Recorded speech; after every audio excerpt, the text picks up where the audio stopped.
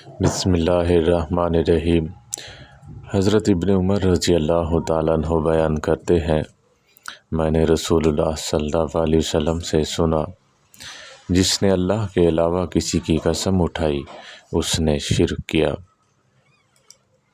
حضرت ابو ہریرہ رضی اللہ تعالیٰ عنہ فرماتے ہیں،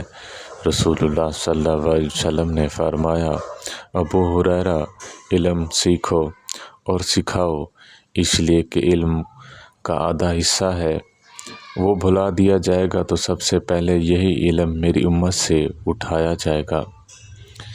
حضرت ام سلمہ رضی اللہ تعالیٰ عنہما سے روایت ہے،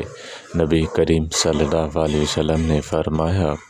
جو شخص ذی الحجہ کا چاند دیکھ لے وہ قربانی کرنے کا ارادہ رکھتا ہو تو وہ اپنے بال اور ناخن نہ کاٹے حتیٰ کہ قربانی کر لے۔ حضرت ابو ہریرہ رضی اللہ تعالیٰ عنہ بیان کرتے ہیں، رسول اللہ صلی اللہ علیہ وسلم نے فرمایا، صدقے سے مال کم نہیں ہوتا، درگزر کرنے اور معاف کر دینے سے اللہ بندے کی عزت میں اضافہ فرماتا ہے،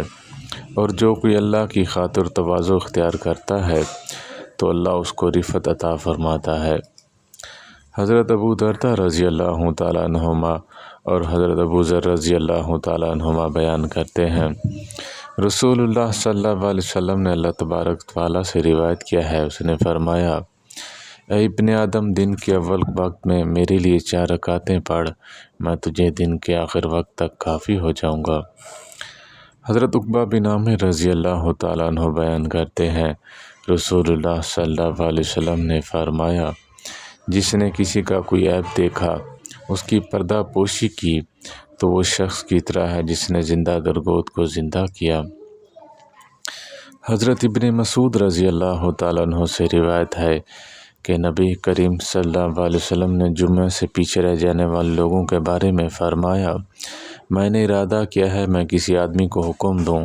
کہ وہ لوگوں کو نماز پڑھائے، اور پھر میں جمعہ سے پیچھے رہ جانے والوں کو